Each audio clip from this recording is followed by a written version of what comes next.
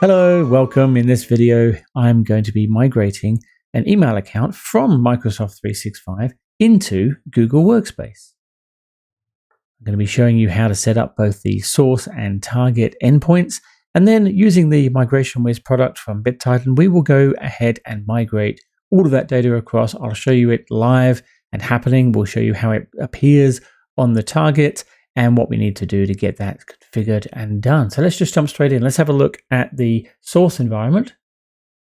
So using my Cozy Mouse tenant here, you can see I've got a user called Bob Jones. And if you look at how much mail he has, see here, it's just over half a gig. So not a huge amount, but we are still going to use a tool to get that mail across for him. Looking at his email there, you can see he's got various folders set up with things going on there. So as you can see, it's a live account we're going to be using on this demonstration. So we want to get all of this mail across into Google. And looking at this here, you can see I've already provisioned a G Suite account for him under. So he's going from bob.jones@cozymouse.com into bob@rocksmashers.com. And this is his new Rocksmashers email address. You can see it's brand new and blank, as you can see. Now, before I jump in and just start off the mailbox project here, I'm going to do the setup of the source and target endpoints on both the M365 and the Google side, just to get those configured. And then we'll go configure the mailbox project, because it does now link through the mod north and the configuration that we have from those prereq items that you put into the mailbox setup now. So what we'll do is we'll first jump into M365. And we need to go into the identity. So it's the what we used to call Azure AD. It's now the Entra ID. But what we're after here is the applications. You can see app registrations. Now you can see I've already got quite a few set up already. I'm going to create a brand new one for this one. I can reutilize one if I previously used one to get data into M365. There's no reason why I can't already use one of these ones that is set up already that we've configured for Migration Wiz. But for this example, I'm going to create a nice fresh one for us. So we start off with new registration, and we'll give it a name, and I'll just call it Migwiz Endpoint. And we need to tell it that is for accounts multi-tenant, and I do need to put in the URI here, which is a public-facing one, and paste that in. Now that line, as you can see, you can copy it out if you need to off the video, but it is in the help desk article that's on the BitTitan website. So by all means, go ahead and use it from there. But we just hit register. And that will take us through to the configuration of it. A couple of things we need to do in here. We need to give it some rights and have a look at the authentication as well. So for the authentication, click on that, go down to the bottom, and we need to turn on public flows. Easy as that. Hit save. And that's done. Now we need to go and have a look at the API permissions. We need to grant it rights into the Exchange Online. Now how we do that is we just go to add permission here. And we'll go to APIs my organization uses. And what we're after here, so if you type in Office, you should see Office 365 Exchange Online, which we do. And we need to have delegated permissions in there. And we're looking for EWS down here, which we'll see here. And EWS access as user. Oh, that one in. That will pop itself down here, which we then need to do the grant admin consent as normal. There. So that's all pretty easy to do. I'm now going to go back up to the overview. The two items I need to have out of here, I'm going to copy them into Notepad just so I can use them a little later, is this client ID and tenant ID. So let me just do that and show you what it looks like. Grab the client ID, the app ID, and the tenant ID out, which then drag that up for you. You can see I've just put them into Notepad like this, and you'll see the reference we have to those in the project setup a little later on. Now we also have a service account which we would normally set up. In this case, I've already got one, but I'm going to show you what it looks like and what you do to set it up. If we look down here, sorry for the scrolling, we go down and look at Migwiz. You can see I've got migwiz@cozymouse.com. That, if you look at there, it is a GA account. And obviously, we've got the password recorded. We'll put that into the console. That is an important account. That's the setup account we put into the endpoint configuration. We need to do one thing on that account, though, that's important. I do need to just open up a PowerShell window like this, and I'm going to connect to Exchange Online. I'm going to connect as the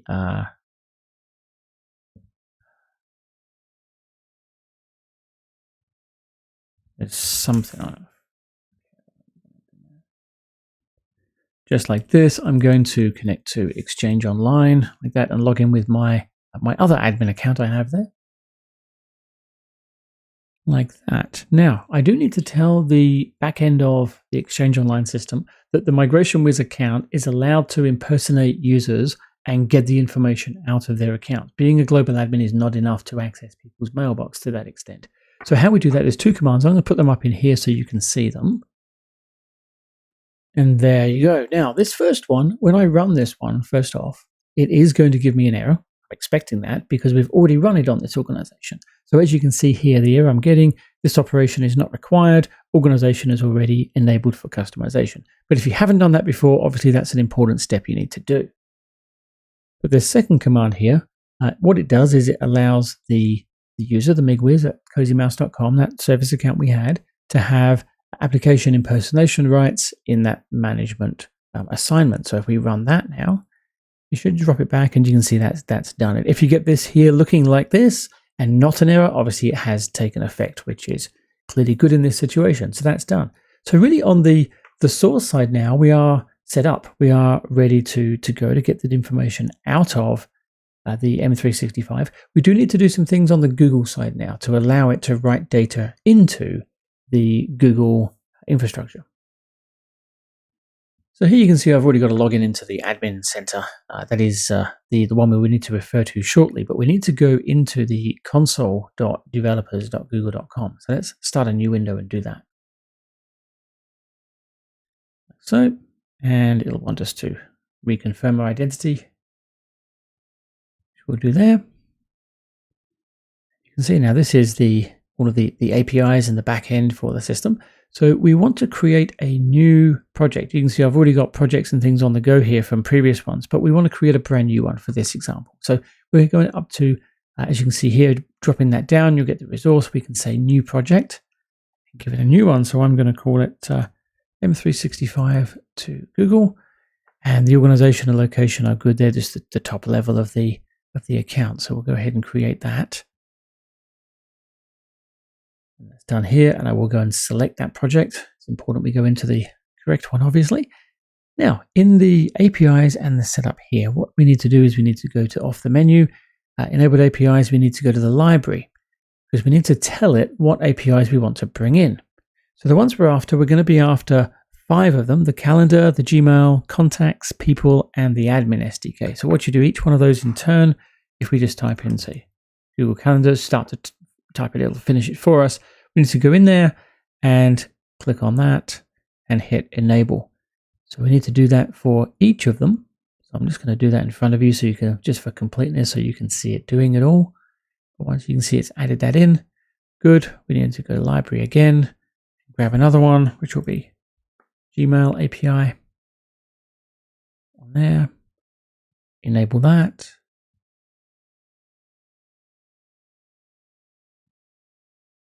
The next one is contacts. So we've got here, contacts API. This guy too. Sorry, I'm doing this as quick as I can for you. That's gone in good. People. This guy, people API, enable that.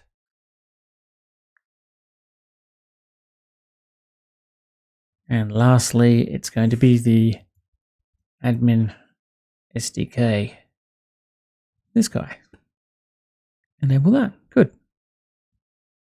And they will all appear on this main screen here. If I look at the enabled APIs, you can see that they'll be listed. If we go back one, sorry, then you'll start to see them all down here. It's got others that it would have by default, but these are the main ones which we have added and we would need. So the next thing to do is we need to create a service account. So that is in a different section. It's going to be under IAM and admin. See here, and there's a service accounts item here. So we then hit create service account and we'll give it a name. We're just going to call this one MigWiz, and we'll call it M365 to Google, just to give it a full name. Stop that conflicting with anything else we might have in our libraries there. So we'll hit create and continue, and we'll give it a role, and we're going to give it the owner role. Continue there. And we don't need to grant any other items here. That's an optional setup, but we just hit done there. So we have our service account created now. Now we need to create the key for that, which is essentially like the password, if you like, for that account. So we go to Actions and look at Manage Keys, and we'll say Add Key, create new one, and we want to create the JSON key. Create here.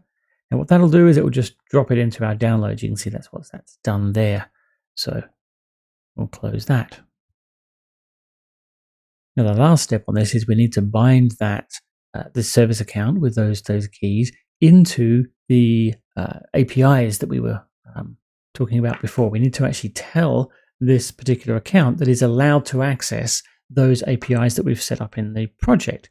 So how we go ahead and do that, if we drop back here, what I need to copy out, you can see this OAuth2 client ID, this number here. We need to go and copy that to the clipboard. That is the reference ID for this account. And then we actually jump back into here, into the admin center. Now under security in here, you'll see we've got access and data control.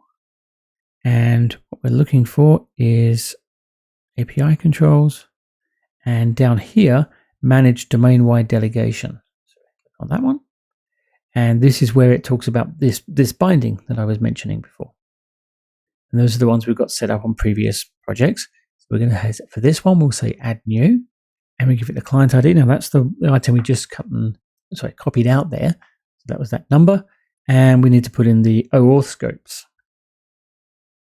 Now these I got from the help desk article, which you can see I pasted them into that area using a bit of a scratch pad here. So this is the little block. So we go into the help.bittitan.com and have a look at that migration project. You'll find these in there. But here what we do is we just grab all of those as they are there, and we'll drop them into here and hit authorize. What it should do is it will say, there we go, look, there's our account, the Migrate M365 to Google, which it bound off of that client ID, and you can see all those scopes. If we look at view details, you'll see they are listed like that. So with those two things done on the M365 side and on the Google side, we are now ready to go ahead and create our project inside Migration Wiz. So let's go and start that off and show you how we do that. We go into the main screen here, we can say My Mailbox Project, which we hit. We'll add a project name and we choose a customer from our previous customers if we have this set up. If you haven't got one, all that needs to go in here, if you hit new, you can see it's just after the primary email domain and a company domain, nothing too detailed in there. We'll just hit close on that. We'll use that cozy mouse one and hit next step. Now this is where we get to set the source and the destination. And now these are the two endpoints which we would configure. So for the source here, I'm going to say it's a new endpoint, and we will call it M365 cozy mouse, and the endpoint type is a Microsoft 365.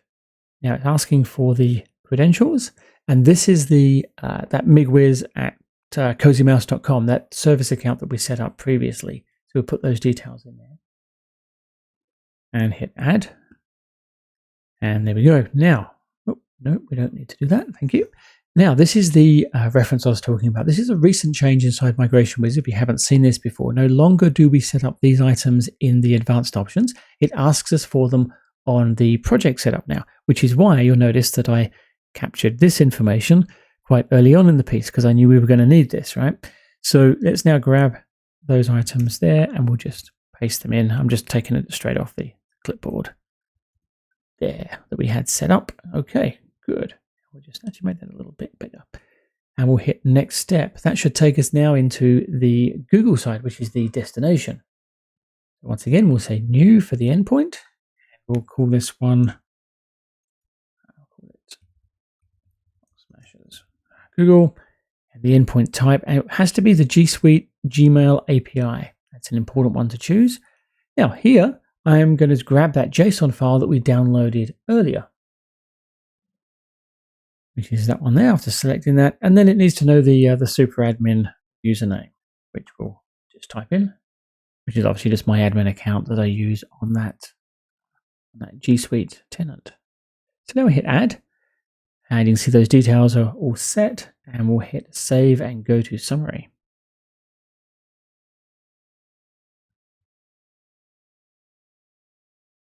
Now here, if we hit Save Project, it will take us into this screen where we get to add the items to our project. Very normal screen. And in this case, we're just going to do a quick add and we'll grab them. We're not going to do an auto discover. We don't want to grab everybody. This is a smaller migration. It's just going to be for Bob. So we'll grab the source and destination here. So I've got Bob Jones at Cozy Mouse going into Bob at Rock Smashers, and it is an active account. We'll hit Save Item and Close. That'll take us right here. Now I've got a choice on the licensing. If I do have user migration bundle licenses, which is the one where we can have mailboxes plus all their data, like their OneDrive or their G Suite data. In this case, I may want to later on move his OneDrive into Google. So I'm going to be assigning that user migration bundle so I can use that license in another project later on if I need to. So how we do that, we just go into, just tag him, and you can see this little drop down here, apply migration license. It'll see how many we have. Hit apply there, good. And then it'll take a minute or so to do that. So I'm going to wait, let it refresh, so that will then appear here as a yes item. Now just while that is just coming through, I just want to show you as well. Notice that my icons here don't have any words next to them. I do have that screen magnified to, I think, 110%. It's had some other views going on. Just notice that. So let me just drop it down to 100 there. There we go. Now you can actually see a little bit more of what's in there. It'll be a bit easier to read. Just to bear in mind that I've left this in here because it's sometimes if you see just the icons and nothing written here, it's because your zoom or your screen size isn't quite big enough. So yeah, zooming out a little bit will give us that. So now we can see these icons a bit better. Refresh. Still waiting on that user migration bundle, so just give that a minute or so more. Okay, and look, there we go. We got that in there. So what we'll do first is we're just going to do a verify credentials. Now what that will do, if we hit start there and hit verify, that will check the source endpoint and the target endpoint just to make sure we have everything configured correctly and it can access both of them and that it knows it can transmit the data. So we're just going to do that, let it submit, and just hit the refresh a fefew times. But what we'll do is we'll come back to that in a few minutes time and see what the status of that looks like. Okay, look, coming back to that about 10 minutes later, you can see completed verification. So we are good to go. It's always nice to see those little completed signs come up. So what we'll do, first of all, I want to talk about pre-stage versus a full migration. So you can see here, I've got a few options here. A trial is just that the test can actually access things, very similar to the verify credentials. I normally jump straight into a pre-stage or a full migration there. But a pre-stage, what it does is it means you can migrate everything up to a certain point. And you could say, I want to migrate everything up to the last 30 days. It's a way of saying if a user had a massive mailbox, let's say they've got a 40, 50 gig mailbox, you want to cut it over on, say, a Friday night, you're not going to do a full migration on Friday night. It's too much data to do in one hit to make that work effectively. So what you do is in the week or so before you do a pre-stage migration, get all that data over so that there is all of that mail content that mostly is 40 gig up to that last 30 days. And then in the full migration, it will just do the delta of what it's done. If you go straight to a full migration, it will do everything. But obviously these migration tools, they don't migrate everything again. If you do multiple pre-stages or multiple full migrations, once it's migrated one particular email, it knows it's migrated. It doesn't need to do it again. So it's a really good idea. Do your pre-stage first if you've got lots of mail data, or you can just kick off a full migration. In this stage, what I'm going to do a pre-stage migration. I'm going to show you about how it does it. I want to see those last 30 days of mail not appear in the mailbox, and I want to see the catch up when we do the full migration. So let's suppose we're about a week out from this one and we hit pre-stage. Now, bearing in mind that this doesn't affect the source mailbox at all. They can continue to use it and they'll be completely fine doing that.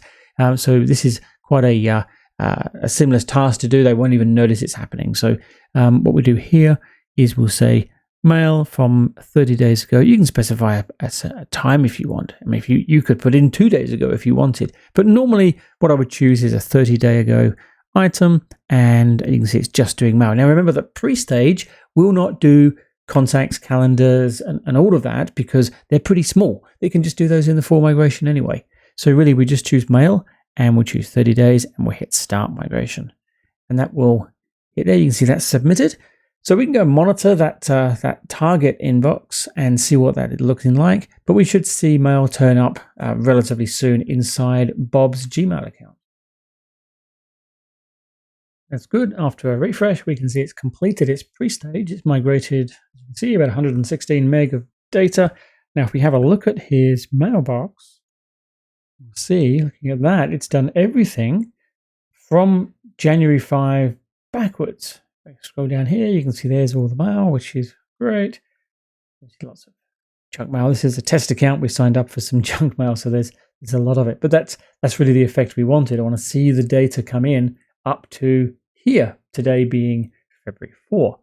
So what we'll do is we'll just drop that back down there. And let's suppose we've now hit that Friday night or whatever we choose to do our cutover, and we're going to kick off the full migration now. So it's going to pick up the delta of what we have and do the last part of the migration. So we'll hit here and we'll say full migration. Now at this point, what I would probably do is discuss around what we're doing with the cutover for the domains. Now, it looks like we've gone to Rocksmashers. He has migrated into the rocksmashers.com, so that's going to be his email address going forward. What I would suggest you do at this point is place a forwarder on the cozymouse.com account so that it forwards into the Rocksmashers, depending on the situation you're in, obviously. But that way, when we pick up this migration and it moves everything across, anything new that hits the Cozy Mouse account after we've obviously done the full migration, he's not going to get. So therefore, having a forwarder in place, pointing from one to the other, is definitely a good thing to have. So let's now hit full migration. And we'll see here, we can now do contacts, calendars, and the mail as well. We could put a time for it to start automatically if we wanted. If I wanted to say kick it off at like 8 p.m. tonight or something, I could certainly do that. In this case, I'm not going to put a time in there. I'm just going to hit start migration. And you can see that will go into that submitted stage again. So let's come back soon and see what it looks like once that has run through. While that's going through, let me show you a couple of quick things here about that forwarding, just to go into that in a little bit more detail. If I am connected to that Exchange Online backend, there's a couple of ways we can do this. If we're doing it with a lot of users, you could have some commands set up inside PowerShell. You can use like an Excel sheet to like create these for you. But what I'm going to do here is just show you that if we do set mailbox and we look at the user, which will be Bob Jones at, let's say, cozymouse.com, you can actually put in here forwarding SMTP address like so, and we'll put in Bob at smashers.com. Now let's just run just that command, and that will just come back with nothing, which is good. That means it has applied it. That's a nice, quick and easy way to get that forwarding set up for Bob. Now, if we look back in the console at him, if we come in here, look at Bob Jones, and look at the Mail tab, you can see that he has email forwarding applied. If we go and manage that, you can see there's the account we put in before. Now, we could say keep a copy of the forward email in the mailbox as well if you wanted to, depends on your situation. That is a tag you can place. If I just jump back into that PowerShell command, I can show you what that is. And that one is in here. If we say deliver, see, deliver to mailbox and forward, and we'd put true on that one. If we run that one, it would set that tag so that it would deliver to both mailboxes. I mean, migration-wise, normally we probably wouldn't, but it's a nice option to know that is available if you want it. And I'll just do a very quick email to him, as you can see there. That should show up in his mailbox. And that will come in as a forward email. That's obviously going to hit the M365 infrastructure and forward into Google. And there it goes, test for forwarder. Excellent. So we know that's in place and that's working. So I can do that. I can pull that one out. We don't need that to be there, but it's a good test to do. So we're just waiting now for the rest of that data to come in from and we can check it on the console and see how far it's got. But yeah, we'll come back to it once it's done. And a refresh here shows that it's now completed and everything is done. Let's go ahead and have a look at Bob's mailbox on the G Suite side, see what it looks like.